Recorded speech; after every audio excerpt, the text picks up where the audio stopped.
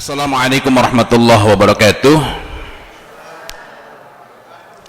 Alhamdulillahirabbil alamin. Wassalatu wassalamu ala asyrafil anbiya'i wal mursalin wa ala alihi wa ashabihi wa man tabi'ahum bi ihsanin ila yaumiddin. Amma ba'd. Alhamdulillah, senang sekali, bersyukur sekali kepada Allah Subhanahu wa taala bahwa pada akhirnya saya bisa datang ke tempat ini setelah sebelumnya menjelang bulan Ramadan tidak bisa berangkat dikarenakan saat itu positif ya, hasil dari antigennya positif, dan biidznillah memang keadaannya begitu, maka sungguh la haula wala quwata illa billah. Dan pagi ini kita berbicara, hujan belum lama reda ya, berbicara hal yang sangat berkait dengan bagaimana kita menjaga, merawat, menumbuhkan cinta dalam rumah tangga. Pertama, saya ingin mengingat apa yang disampaikan oleh Umar bin Khattab radhiyallahu an berkenaan dengan rumah tangga itu. Apa yang disampaikan oleh Umar bin Khattab radhiyallahu an, sangat sedikit rumah tangga yang dibangun di atas cinta. Ini merujuk pada pernikahan yang dilakukan oleh para sahabat radhiyallahu anhum radhwan. Jadi ketika itu sangat sedikit umumnya orang-orang di masa itu di antara para sahabat radhiyallahu anhum radhwan menikah bukan atas dasar cinta. Namun kebanyakan manusia bergaul dengan, maksudnya menikahi pasangannya atas dasar Islam, menyambung nasab ataupun untuk berbuat ihsan. Apakah dengan itu pernikahan bisa bahagia? Bisa. Cinta itu ditanam setelah sah, gitu ya, setelah sah. Apa saja hal-hal yang dapat menumbuhkan cinta itu? Banyak sekali hal-hal yang dapat kita perbincangkan.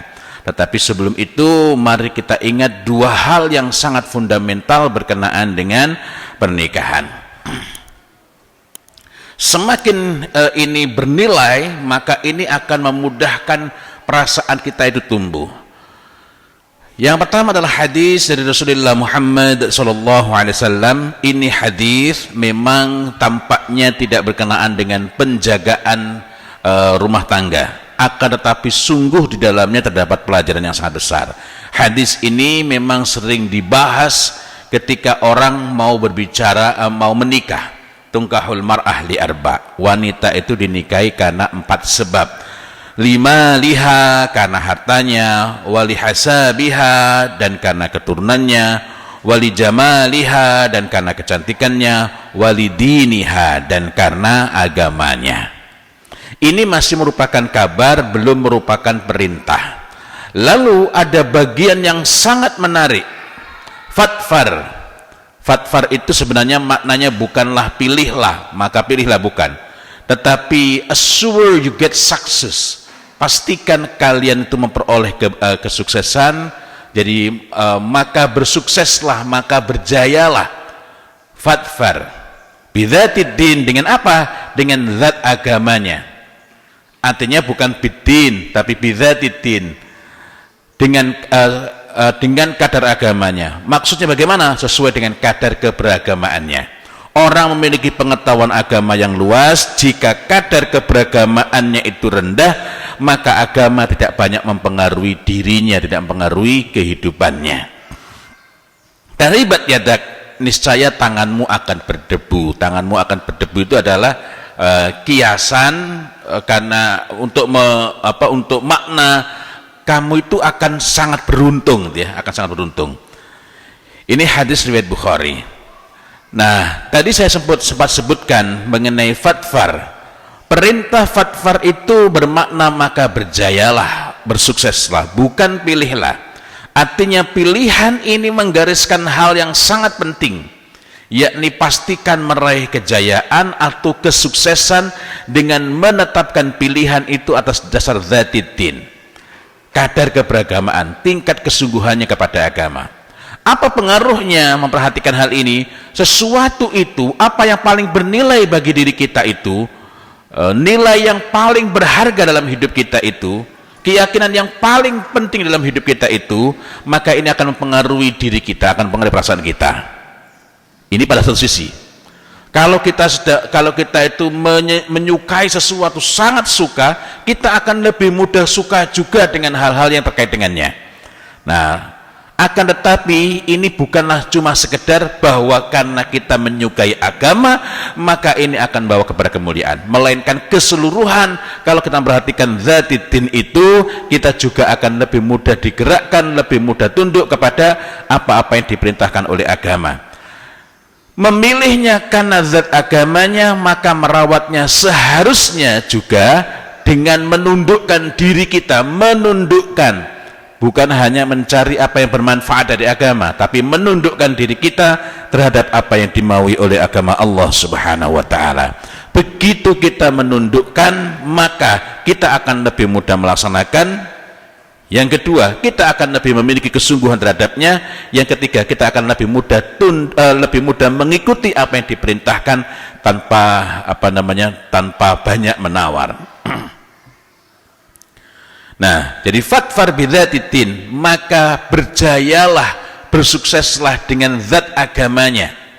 Zat agamanya. Boleh jadi seseorang itu pengetahuan agamanya masih kurang, tetapi kalau zat agamanya, komitmennya kepada agama, kadar keberagamaannya ini sangat kuat, maka dia akan berusaha untuk menyempurnakan. Dia akan mencari ilmunya ketika dia tidak tahu. Dan semangat kepada agama ini menjadikan kita itu lebih mudah menerima, lebih ridho terhadap segala keadaan, sehingga sedikit keluh kesahnya dan lebih mudah tumbuh perasaan bersyukur, termasuk terhadap keadaan istri maupun suami, dan lebih mudah pula menjalankan perintah-perintahnya. Semisal kita diperintahkan oleh agama ini untuk menegakkan mu'asyarah bil ma'ruf. Apa mu'asyarah bil ma'ruf itu? Mempergauli istri dengan baik. Maknanya adalah mu'asyarah bil ma'ruf pada mulanya ialah kewajiban berhias. Bagi siapa? Kewajiban berhias bagi siapa? Ya? Bagi suami untuk istrinya. Bagi suami untuk istrinya. Berhiasnya seorang suami tentu saja bukan pakai lipstik, melainkan menjaga penampilannya. Saya sebelum menikah tidak mengenal warna kecuali cuma dua, krem dan abu-abu. Itu warna kesukaan saya. Tapi begitu menikah, warna itu tidak lagi menjadi pertimbangan saya. Ketika saya kuliah itu saya sering ke toko buku, sampai yang punya toko buku itu bertanya melalui karyawannya. Apa pertanyaannya? Apakah saya itu nggak punya celana yang lain? Kenapa? Tiap datang ke situ pakai warnanya abu-abu. Nah, maka akhirnya saya sampaikan, yang warnanya persis seperti ini saya punya dua. Kenapa? Karena dulu mikir saya simple. Kebutuhan saya kan untuk melindungi diri saya. Jadi beli kain itu sekalian, bikin celana dua warnanya sama persis. Motonya biar mudah kan? Yang jual kain kan tinggal lebih mudah. Yang jahit juga demikian. Warnanya sama persis. Kemudian abu-abu yang mirip sekali itu juga ada. Kata yang punya toko, apakah nggak ada warna yang lain di dunia ini? Ya, ya, karena pilihannya itu sebelum nikah. Saya nggak peduli. Kenapa? Saya suka itu. Tapi setelah menikah, bukan karena takut istri. Kalau saya kemudian beralih memilih warna-warna yang lain. Kenapa? Karena pertimbangannya adalah apa yang disukai oleh istri saya. Gitu ya. Sehingga kalau istri saya akan memperhatikan ini cocoknya dengan celana ini dengan baju ini. Ya, saya nurut itu. Sehingga sekarang lebih warna-warni. Jadi kewajiban berhias bagi seorang suami untuk istrinya. Sehingga istrinya itu merasa dihargai dan mendapatkan hal yang baik. Kemudian yang berikutnya, menjaga dirinya sehingga tidaklah ia berangkat tidur bersama istrinya kecuali istrinya mendapatkan bau yang disukainya. Ya, bau yang disukainya. Saya misalnya ada wewangian yang saya suka pakai, tapi istri saya nggak suka. Gimana? Saya pakai kalau nggak di rumah. Ketika kesini saya bisa pakai. Begitu tiba di rumah, apalagi ketika mau istirahat. Nah, ini banyak bapak-bapak yang abai gitu ya. Kalau mau istirahat, Oh, cuma tinggal tidurnya aja kok masih mikir parfum. Parfum itu untuk tidur, bukan untuk ke kantor. Apa nggak boleh ke kantor pakai parfum? Oh, sangat boleh. Ke masjid apalagi. Nah, apa yang saya pakai? Yang disukai istri saya. Kenapa? Karena ketika saya mau istirahat, yang mencium baunya adalah istri saya. Oh, ternyata istri saya suka dari rumpun royhan. Royhan itu dari bunga-bungaan, ya. Maka saya pakai itu. Walaupun kalau di luar saya lebih suka yang misalnya ini campuran gaharu dengan ambar. Itu ketika di luar. Nah, sesekali istri saya menyampaikan nggak apa-apa pakai itu. Nah, mungkin tahu saya sukanya itu ya. Nah,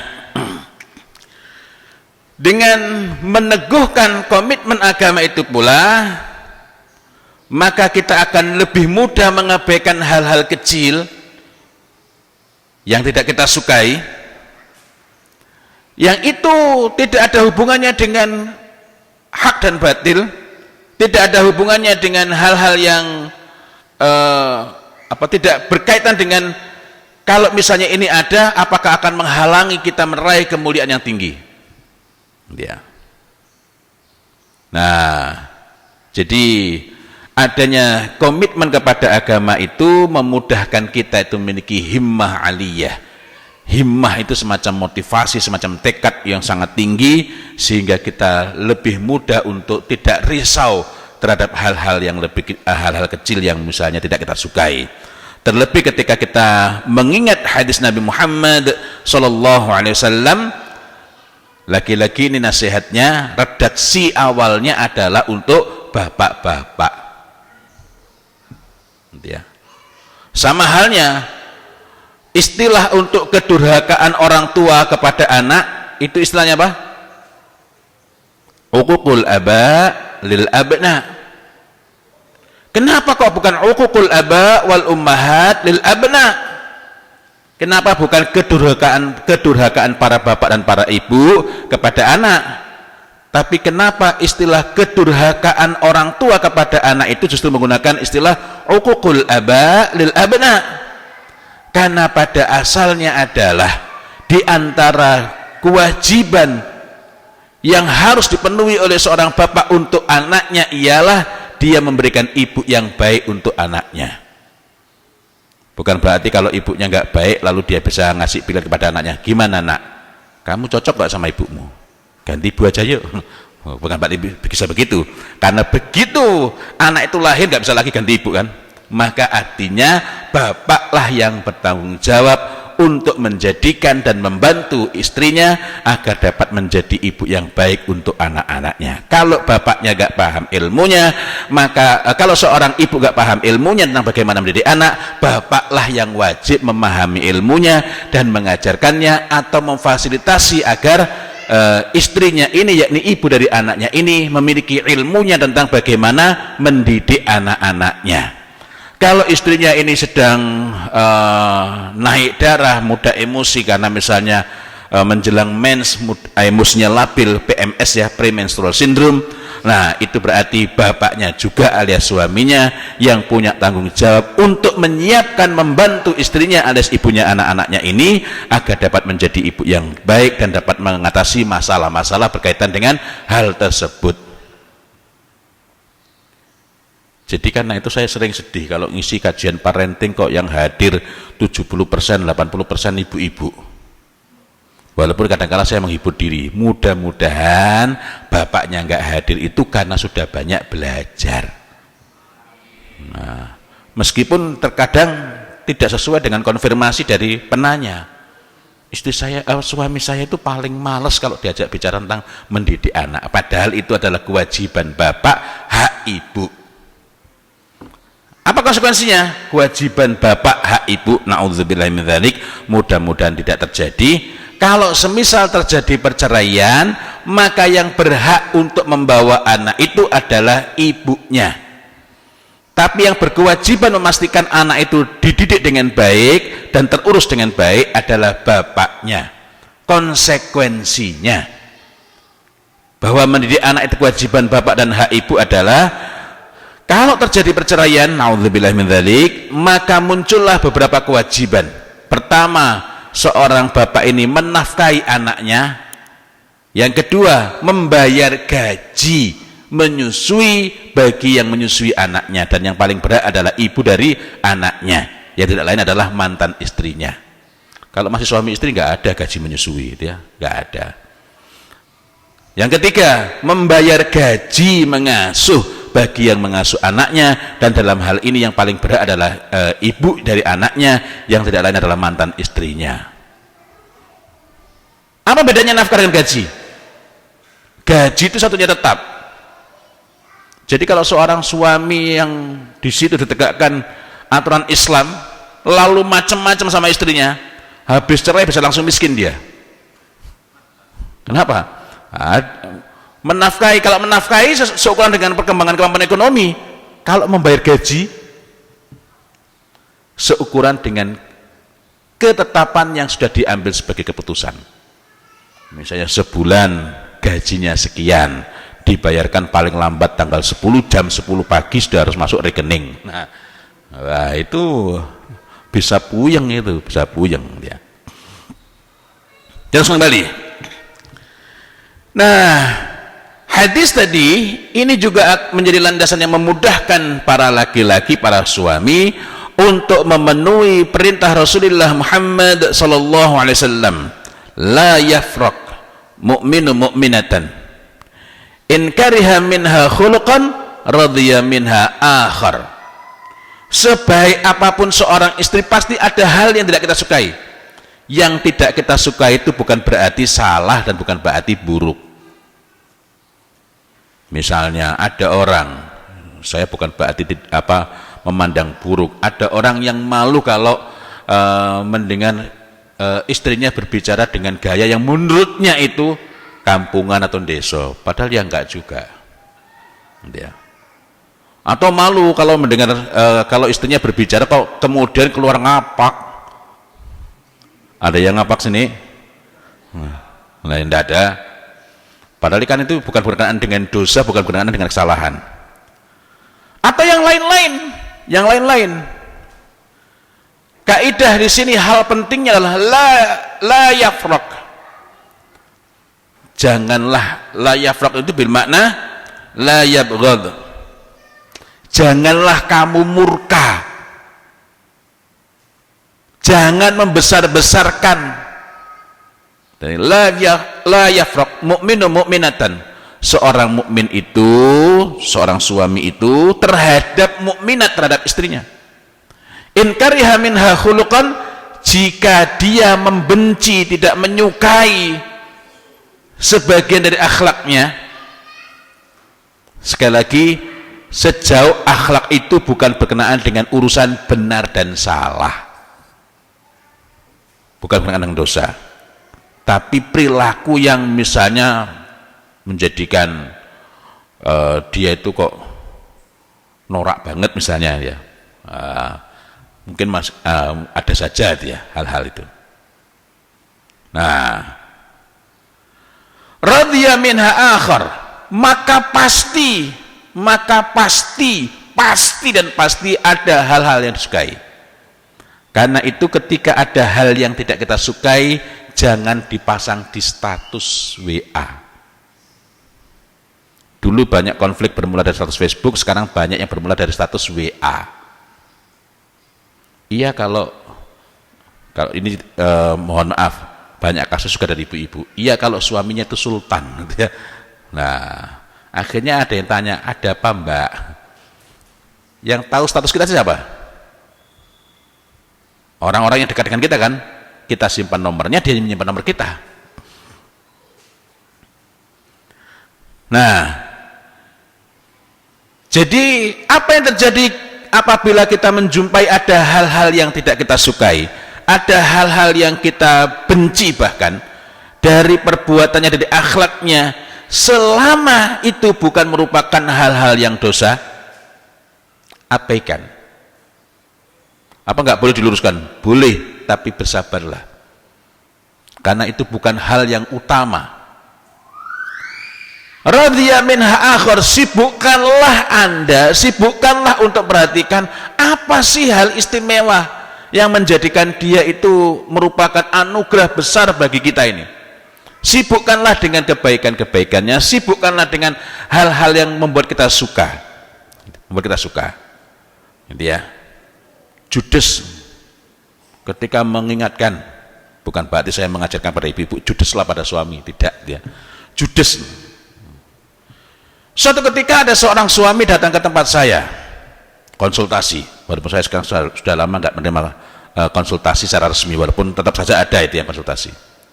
Yang dikeluhkan ini jeleknya istrinya banyak hal, dan yang disampaikan itu beda dengan saya, Ustaz. Kalau saya itu begini, saya begini, saya begini. Gitu ya.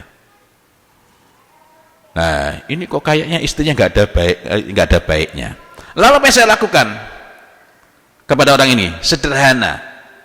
Dari la yafraq mu'minu mu'minatan in kariha minha khuluqan radhiya minha akhar tadi itu, maka ini hadis riwayat Muslim, maka saya minta dia itu untuk bikin list daftar. Apa itu? Cuma 2 kolom. Kebaikan dan kelebihannya, yakni istrinya. Kekurangan dan keburukanku.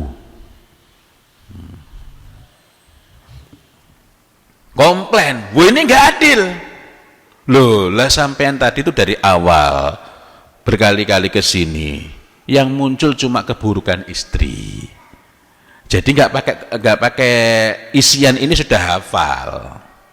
Yang muncul kelebihan jenengan, kelebihan Anda. Jadi sekarang coba tiap hari harus menemukan tambahan 1. Tiap harus menemukan tambahan 1. Wah, kalau dia tuh kelebihannya apa?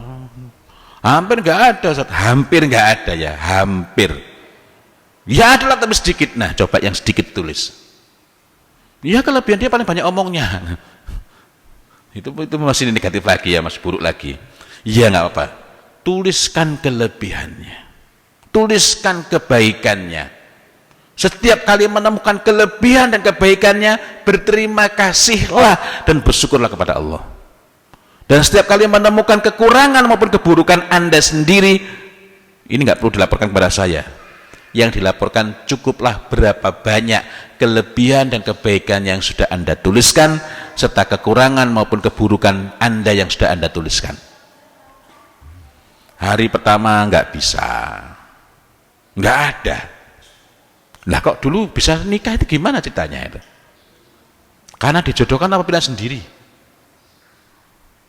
Pilihan sendiri. Lah kok bisa nikah? Kan mesti ada alasannya. Ya dulu saya kira dia baik, Ustaz. Dulu saya kira dia baik. Tapi ternyata, nah, sedikit sekali kebaikannya, sedikit sekali. Saya nyuruh berapa? 1 saja, besoknya tambah lagi 1, besoknya tambah lagi 1. Kemudian tuliskan kekurangan. Ya saya itu sudah nggak kurang-kurang. Loh kalau gitu kesimpulan saya gini, Anda itu malaikat. Ya nggak gitu. Lah gimana? Yang nggak punya salah dan dosa itu cuma 1, malaikat. Ya saya sadar saya itu ada kekurangannya. Nah tuliskan. Tuliskan. Setiap ada kekurangan dan keburukan itu, mintalah maaf. Kalau belum mampu, mohonlah ampun kepada Allah. Ya. Dan tengoklah istri Anda. Masya Allah, sabarnya dia menerima laki-laki yang ada kekurangannya. Akhirnya dia coba tuliskan. Setelah seminggu hanya berhasil menuliskan 1 kelebihan istrinya dan 1 keburukan dia. Oh enggak apa-apa, sudah ketemu. Ya ada, kalau kelebihannya itu ya enggak seberapa, yang laki-laki, yang lain-lain juga sudah melakukannya. Sudah ketemu berapa wanita kok bisa melakukan yang lain-lain? Ya cuma dia tuh pagi-pagi bikinkan minuman, tuliskan itu. Ringkas kata itu akhirnya dituliskan. Akhirnya apa? ternyata dengan menyadari, oh ternyata banyak kelebihan kebaikan istrinya, dan kemudian dia juga menyadari ternyata banyak kekurangan dan keburukan dia, akhirnya mulai berubah, dan akhirnya semakin banyak berubah, sehingga rupanya dengan itu dia belajar mencintai istrinya, belajar menerima apa adanya, dan akhirnya bahkan merasa kasihan pada istrinya. Antara lain, loh kok jadi kasihan sekarang? Karena dia itu bersabar punya suami yang nggak bisa bersyukur. Nah, jadi ini diantara hal-hal yang perlu menjadi pegangan awal kita sebelum kita berbicara mengenai hal-hal yang lain. Kemudian yang berikutnya, apa yang perlu kita upayakan ketika kita berbicara rumah tangga? Untuk orang yang belum punya anak memang hanya urusan berdua. Tapi ketika sudah punya anak, ada anggota keluarga yang lainnya, maka ini bukan lagi urusan berdua. Kita nanti akan bicarakan yang urusan berdua, tapi sebelum itu, di antara hal yang perlu kita pikirkan adalah kita perlu berusaha secara sengaja untuk, kalau baru memulai, berarti membangun, kalau sudah jalan lama, mungkin kita memperbaiki rumah kita, agar rumah kita itu menjadi al-bi'ah as-salihah. Bi'ah itu apa? Lingkungan. Loh, bukannya lingkungan itu di luar rumah kita. Di luar rumah kita itu lingkungan. Tapi rumah kita sendiri itu adalah lingkungan. Sering orang ketika berbicara lingkungan yang dituduh adalah di luar rumahnya. Padahal rumah kita sendiri, keluarga kita sendiri merupakan lingkungan yang paling dekat, yang paling kuat pengaruhnya, yang paling besar peranannya. Maka kita perlu berusaha dengan sungguh-sungguh menjadikan rumah kita itu, keluarga besar kita itu, atau keluarga inti kalau nggak memungkinkan keluarga besar, itu menjadi bi'ah sholihah. Ada 3 macam lingkungan. Yang pertama adalah al-bi'ah as-sholihah, lingkungan yang baik dan membaikkan.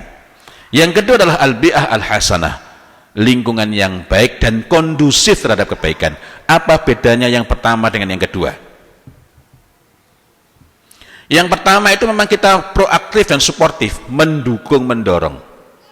Tapi itu tidak bisa kalau kita masih memiliki banyak ganjalan. Karena itu saya sampaikan setelah membahas la yafraq mu'minu mu'minatan in kariha minha khuluqan radhiya minha akhar. Ya. Kalau kita masih punya banyak ganjalan, masih merasa nggak seimbang kebaikan kita dibanding dia, nggak bisa. Ya. Contoh lingkungan yang suportif, yang kondusif, belum tentu melahirkan orang yang baik sesuai dengan kebaikan itu. Seorang bapak yang sangat gemar membaca, bukunya sampai ribuan, rumahnya dipenuhi buku, apakah anaknya pasti gemar membaca? Tidak. Artinya apa? Rumahnya kondusif untuk gemar membaca, buku-bukunya banyak, tapi apakah itu pasti akan melahirkan anak-anak yang gemar membaca? Tidak, manakala lingkungan itu tidak suportif, tidak proaktif mendorong kepada kebaikan. Kemudian yang ketiga, yang ini sangat perlu kita hindari adalah yang ketiga adalah al-bi'ah al-fasidah, lingkungan yang merusak. Ada anak-anak, kadang-kadang ada orang tua yang mengeluhkan, begitu keluar rumah terpengaruh temannya. Itu memang menunjukkan bahwa temannya berpengaruh, tapi pada sisi yang lain menunjukkan bahwa pengaruh keluarga itu lemah, sehingga anak itu mudah dipengaruhi oleh temannya dan bukan menjadi sumber pengaruh. Temannya yang pengaruhi dia itu umurnya berapa? Umumnya sebaya kan? Lalu apa saja yang perlu kita perhatikan? Ada 4 anasir, unsur-unsur. Anasir itu jamaknya itu ya, unsur-unsur.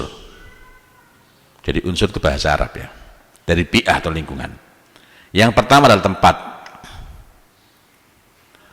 Min sa'adati ibnu Adam thalathah, kebahagiaan anak Adam itu ada 3. Al-mar'atu sholihah, istri yang sholihah. Masya Allah, ini pentingnya berusaha dengan sungguh-sungguh agar istri kita itu sholihah. Yang kedua apa? Wal maskanu sholih, rumah yang soleh. Rumah yang soleh. Yang ketiga apa? Wal markabu sholih, dan kendaraan yang soleh. Kendaraan yang soleh itu gimana? Rumah yang soleh itu gimana? Soleh itu unsurnya dua, mendatangkan, memudahkan, menjadikan baik, mendatangkan kebaikan, memudahkan orang melakukan kebaikan, dan hal-hal lagi lainnya yang serupa dengan itu. Yang kedua, menjauhkan, mencegah, menolak keburukan. Karena itu ketika kita mau bikin rumah, mencari tempat untuk tinggal, atau mau beli kendaraan, yang perlu kita pikirkan adalah kebaikan apa yang dapat kita lakukan dengan kendaraan itu. Keburukan apa yang dapat kita cegah dari kendaraan kita itu. Kita mau bikin rumah, wah bikin rumah seperti ini, kebaikan apa yang bisa diwujudkan di sana, yang bisa kita lakukan di sana. Keburukan apa yang dapat kita hindarkan? Rumah misalnya, kenapa sih kok kita bikin ruang tengahnya yang lebih lebar dibanding yang lain, kamarnya kecil-kecil misalnya? Ada pertimbangan kemaslahatan enggak? Oh iya, kamarnya kecil-kecil karena biar hanya cukup untuk istirahat di saat dia penat saja. Tapi ruang utama adalah ruang keluarga, sehingga di sana memudahkan anggota keluarga duduk berkumpul dan menyenangkan, menjadikan mereka senang duduk bersama di tempat itu sehingga akan terjadi interaksi. Kemudian yang kedua, unsur dari bi'ah yang kedua adalah insan. Insan itu manusia, dengan catatan manusia-manusia yang ada dalamnya berfungsi sebagai manusia. Kapan manusia itu berfungsi sebagai manusia? Apabila ada hiwar, bincang-bincang. Makin hangat bincang-bincang antar anggota keluarga itu, wabil khusus pada mulanya adalah suami istri. Jadi pertanyaannya, kapan terakhir kali berbincang, ngobrol? Bukan soal wal jawab, bukan tanya jawab. Mas dari mana kemarin? Katanya ini, kok malam baru pulang? Itu bukan hiwar, itu soal wal jawab. Lu rumah itu kalau hiwar itu hidup, mudah kangen, walaupun suaminya bukan penyair. Mesra itu bukan berarti kalau pakai kata-kata puitis. Engkau laksana bulan, ditambah istrinya, bulan di tanggal tua. Malah akhirnya lah jadi bertengkar. Enggak. Sebagaimana anak itu senang berbincang dengan orang tua, senantiasa rindu ketemu saudaranya, bukan karena sering dipuji, tidak. Tapi ketika apa? Kata Ali bin Abi Thalib radhiyallahu an, man ahsanal istima' ta'ajjalal intifa'. Barang siapa yang paling baik dalam mendengarkan, dialah yang paling cepat memperoleh manfaat. Jadi ketika seorang anak pun seorang istri atau suami, dia itu begitu sungguh-sungguh didengarkan, anak berbicara didengarkan, istri berbicara didengarkan, maka yang diteguhkan kepada kita adalah qaulan ma'rufah, berkomunikasi dengan ma'ruf yang menjadikan istri itu merasa didengar. Begitu pula dengan suami. Maka walaupun tidak ada kalimat-kalimat pujian yang gombal, rasa rindu dan rasa senang bertemu itu akan tumbuh kuat. Nanti kita akan bicarakan sedikit mengenai hal-hal yang dapat menjadi ziyadah atau menjadi penambah yang menambah kecintaan itu ya. Jadi ada insan fil makan, ada orang-orang yang ada di tempat itu, tetapi tidak ada hiwar, tidak ada bincang, maka ini tidak akan melahirkan bi'ah sholihah. Ini teknologi apa namanya ini? ICT, Information and Communication Technology. teknologi informasi dan komunikasi. It means that, ini artinya bahwa begitu benda ini tidak lagi menjadi sarana untuk mencari informasi yang sungguh-sungguh diperlukan dan tidak menjadi alat komunikasi, ini akan berubah fungsi menjadi ICE, Integrated Console of Entertainment, tempat segala hiburan tersedia. Nah, apa artinya agar ini menjadi alat komunikasi? Hiwar di antara anggota keluarga itu harus hidup, sehingga ketika berkumpul bincang dengan adiknya, dengan kakaknya, dengan emaknya, dengan bapaknya, suami dengan istrinya, istri dengan suami, itu lebih menggembirakan sehingga mereka mudah meninggalkannya. Ya. Tapi kalau hiwar gak hidup, nanya ibunya susah sekali menerima jawabannya. Google saja, kalau Google pun ya, kalau misalnya kita mengetikkan sesuatu lambat sekali responnya, atau buka situs, buka itu susah terbuka, yang kita lakukan apa? Segera menutup dan pindah ke situs lain. Kalau nggak bisa dibuka, ditaruh. Begitu pula anak-anak, begitu pula suami, begitu pula istri.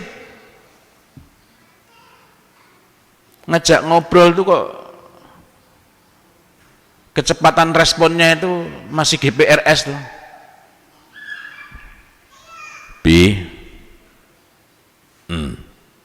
Masih mending kalau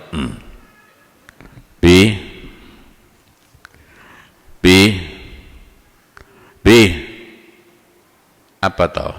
Ada yang penting enggak? Udah langsung nyesel rasanya nyapa itu ya. Ngapain tadi? Ini habis-habisin energi saja itu, bikin sakit saja. Tapi kalau hiwar itu hidup, Masya Allah, Masya Allah. Karena itulah semakin kesini ini semakin terasa betulnya nasihat dari Ali bin Abi Thalib radhiyallahu an, man ahsanal istima', mendengarkan, bukan cuma mendengar. Ta'ajjalal intifa', barang siapa yang paling baik dalam mendengarkan, dialah yang paling cepat memperoleh manfaat. Mendengarkan, iya, bahkan meluruskan kesalahan. Yang paling penting sebelum kita berbicara adalah telinga kita. Apalagi kalau anak itu sudah remaja. Loh, kok anak lagi? Ini contoh sederhana. Kalau anak-anak remaja saja sangat perlu didengarkan, apalagi emaknya anak-anak. Lebih perlu lagi didengarkan. Gitu ya. Suatu ketika ada seorang fatan syabban remaja belia, hadis riwayat Ahmad ini, datang menemui Rasulullah Muhammad sallallahu alaihi wasallam. Untuk apa? Minta izin berzina. Ini kalau minta izinnya kepada saya mungkin langsung saya tempeleng itu ya. Untunglah yang ditemui itu bukan saya. Dan yang ditemui adalah sebaik-baik manusia. Siapa itu? Rasulullah Muhammad sallallahu alaihi wasallam. Apa kata fatan syabban ini, remaja belia ini? Ya Rasulullah, wahai Rasul, idzalli bizina, izinkanlah aku untuk berzina. Para sahabat marah mendengarkan itu sehingga sana. Tapi Rasulullah udnu, mendekatlah. Lalu Rasulullah bertanya, fatan syabban ini menjawab, beliau mendengarkan dengan sungguh-sungguh, memberikan umpan balik, bertanya lagi, tapi ini bukan mencecar. Sehingga akhirnya fatan syabban ini mereda gejolaknya. Ketika sudah mereda gejolaknya, maka Rasulullah SAW memegang dadanya, meletakkan tangan beliau ke dada fatan syabban ini, remaja belia. Ini sekaligus menunjukkan bahwa begitu balik gak langsung jadi pemuda. Beliau mendoakan, semenjak itu fatan syabban ini tidak lagi punya keinginan untuk berzina. Suatu ketika seseorang mengantarkan semangkuk sup kepada Rasulullah Muhammad sallallahu alaihi wasallam. Dan ketika itu beliau bersama Aisyah radhiyallahu anha, sedang hari gilirnya Aisyah radhiyallahu anha. Aisyah cemburu sehingga tangannya digerakkan, kalau bahasa Jawa Timurnya dicamplak dia, mangkoknya itu jatuh pecah. Apa yang dilakukan oleh Rasulullah? Bersikap mudarah. Mudarah itu apa? Tidak tergesa-gesa dalam meluruskan, hanya mengatakan pada orang yang mengatakan semangkok sup ini, ibumu sedang cemburu. Dan ketika Ibunda Aisyah radhiyallahu anha sudah reda emosinya, sudah reda, barulah beliau mengatakan agar mengganti mangkok yang dipecahkan itu dengan mangkok yang lain, tanpa diomeli, kamu tuh bikin malu saja, enggak. Tanpa dikatakan ya, gimana ini, jadi tanpa diributkan persoalan itu. Ya, Masya Allah, ini pentingnya kita memiliki kendali itu ya.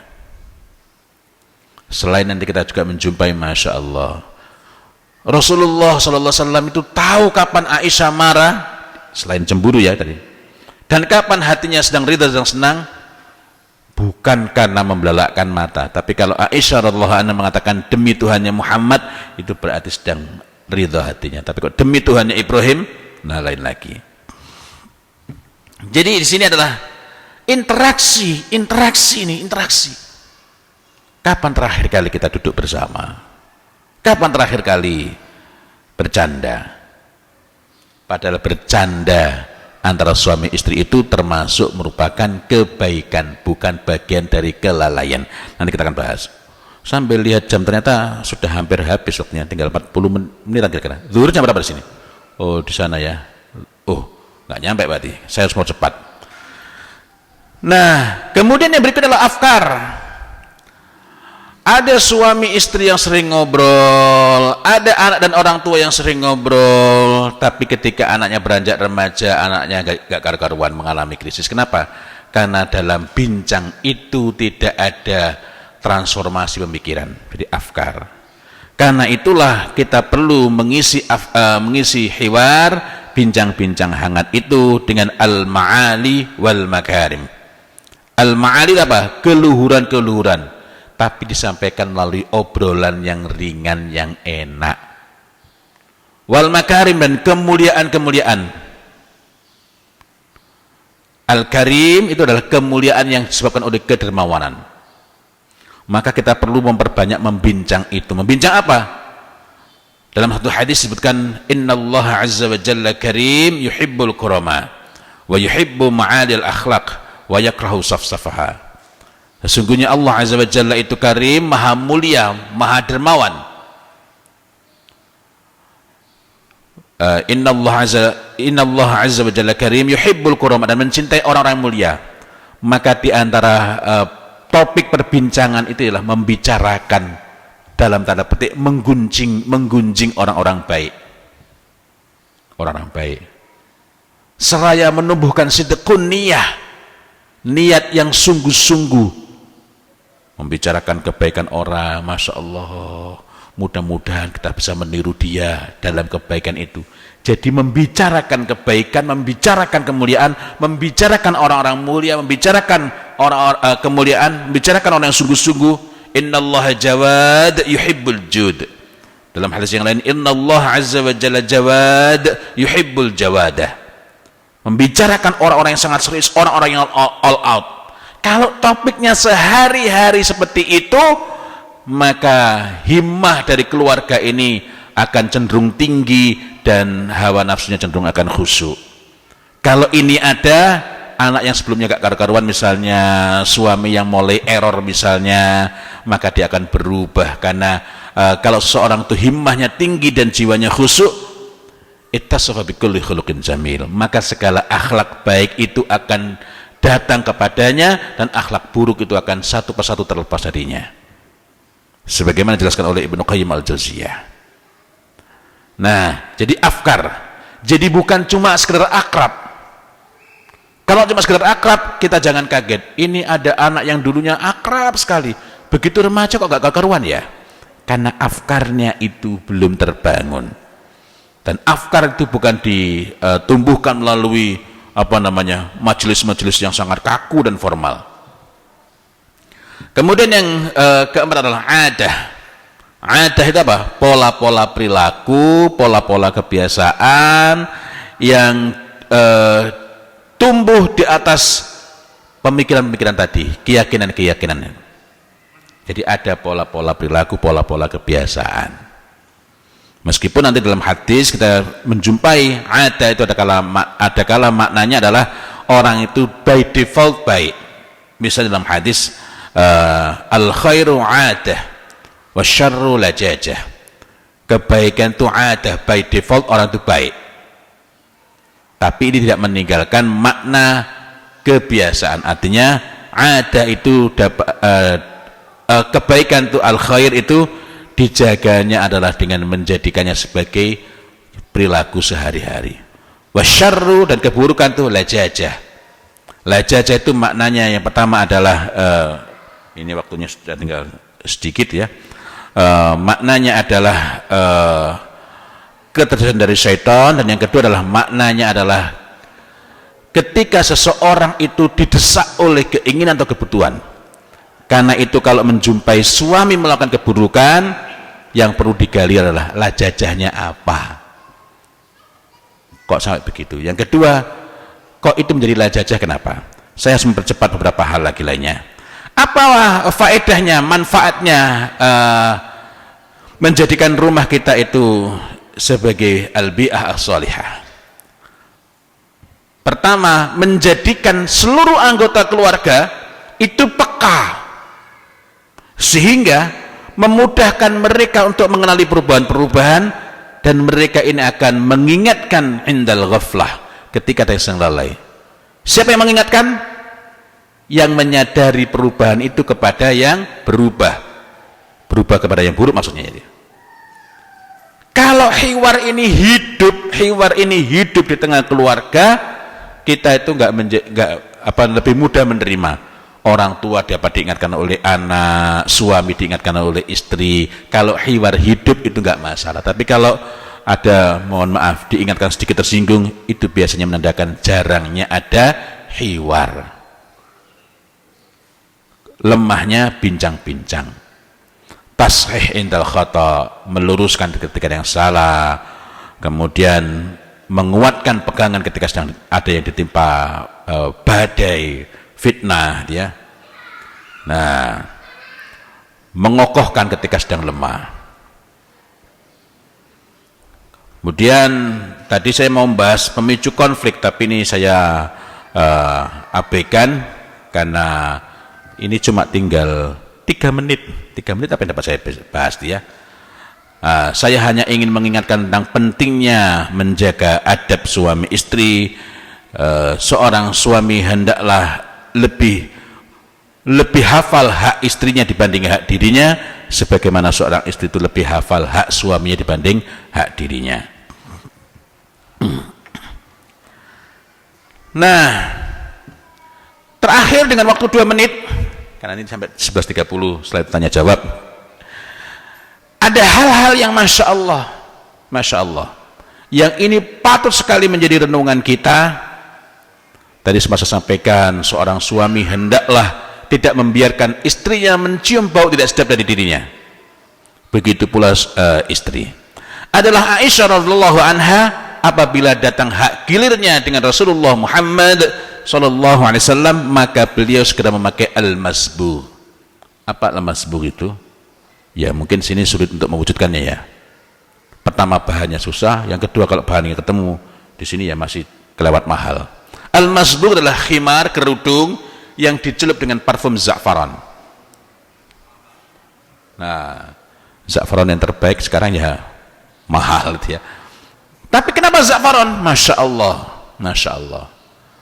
Di antara rahasia kenapa Rasulullah Muhammad sallallahu alaihi wasallam di usia 60 tahun, atau di antara rahasia lain kenapa Aisyah radhiyallahu anha menjadi istri yang paling dicintai oleh Rasulullah selain kecerdasannya, adalah beliau memiliki kebiasaan ini. Apabila datang hak gilirnya memakai al-masbuk yang kemudian dipercikkan air.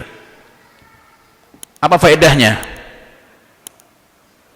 Menjadikan semangat suami istri, semangat suami kepada istrinya, istri kepada suami itu sangat besar, sehingga tidak menyulitkan bagi keduanya. Nah, kemudian menghidupkan sunnah sebagaimana disebutkan dalam Sahih Muslim. Sunnah apa itu?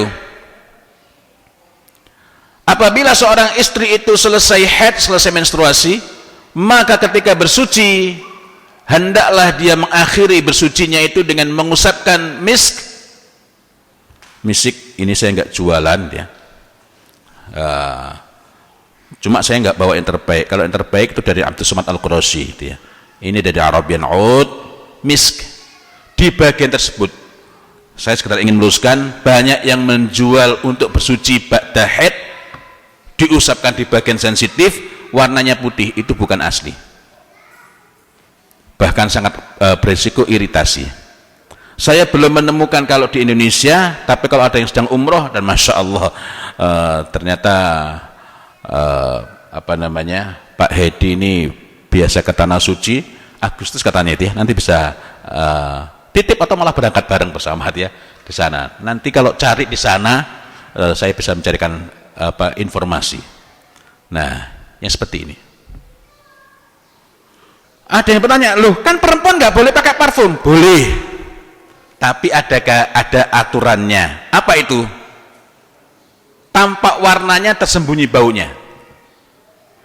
Nah, ini nanti bisa bapak-bapak bisa bisa coba. Mungkin kalau mau mencoba, saya usapkan ya di tangan. Karena boleh juga dipakai oleh laki-laki. Ini kalau dipakai tidak tercium dari jarak sekian. Baru tercium kalau dari jarak dekat. Pertanyaannya, siapa yang bisa mencium baunya? Yang bersangkutan nggak bisa, walaupun dia pintar balet. Apa pakai selang? Kan nggak bisa. Ya bisa mencium baunya siapa? Ya cuma suaminya. Dia. Dan manfaat lainnya adalah, mohon maaf, salah satu sumber konflik itu adalah ribut dalam soal itu. Suaminya sudah cekot-cekot gini, lampu merah, lampu merah, lampu merah. Begitu lampu hijau, kata istrinya, baru turun mesin bang. Nah, di antara faedahnya melaksanakan sunnah itu ialah seorang istri itu tidak perlu, seorang suami tidak perlu bersusah payah untuk menjadikan istrinya bersemangat. Ibarat mesin itu tidak lagi di starter pakai, zaman saya kecil dulu pakai engkol ya. Tapi kalau sudah mengamalkan sunnah itu dengan misik, apalagi memakai khimar dengan za'faron, atau kalau nggak pakai khimar ya dipakai za'faron yang asli ya, yang asli. Karena yang nggak asli itu ya banyak sekali itu ya, za'faron. Nah, diusapkan di bagian-bagian ini, maka di antara faedahnya, dulu orang itu mengamalkan sunnah nggak pakai tanya faedahnya, tapi pasti mendapatkan faedahnya. Sekarang ini banyak orang mengamalkan sunnah tanya manfaatnya apa gitu ya. Nah, di antara faedahnya adalah menjadikan istri itu ibarat mobil Matic generasi terbaru, disentuh langsung reng. Nah, masya Allah, ini di antara faedah-faedahnya. Dan dalam Sahih Bukhari kita menjumpai Aisyah radhiallahu anha, suatu ketika Rasulullah ini besoknya itu mau mengambil miqat, mau pakai ihram. Malamnya beliau ini dilumuri dengan wewangi. Pembahasan ini banyak berkenaan dengan za'faran, sehingga malam itu beliau mendatangi seluruh istrinya dalam waktu satu malam. Dalam hadis yang lain dalam Sahih Bukhari kita menjumpai usia berapa beliau waktu itu? 60 tahun, mendatangi seluruh istrinya 9 dalam waktu satu malam. Dan itu manfaatnya sangat banyak. Cuma ini khusus berkenaan dengan ini tidak saya bahas lebih panjang karena memang waktunya sudah habis. Saya tadi mau bahas ada berbagai macam poin, tapi rupanya poin-poin awal terlalu panjang ya. Satu poin lagi berkenaan dengan wangi ini. Di antara yang dilakukan oleh Ibunda Aisyah radhiyallahu anha ialah beliau memiliki dir'an muwarradan. Dir'an muwarradan itu apa? Dalam sebagian tulisan terjemahan berbahasa Indonesia, baju bermotif mawar. Bukan.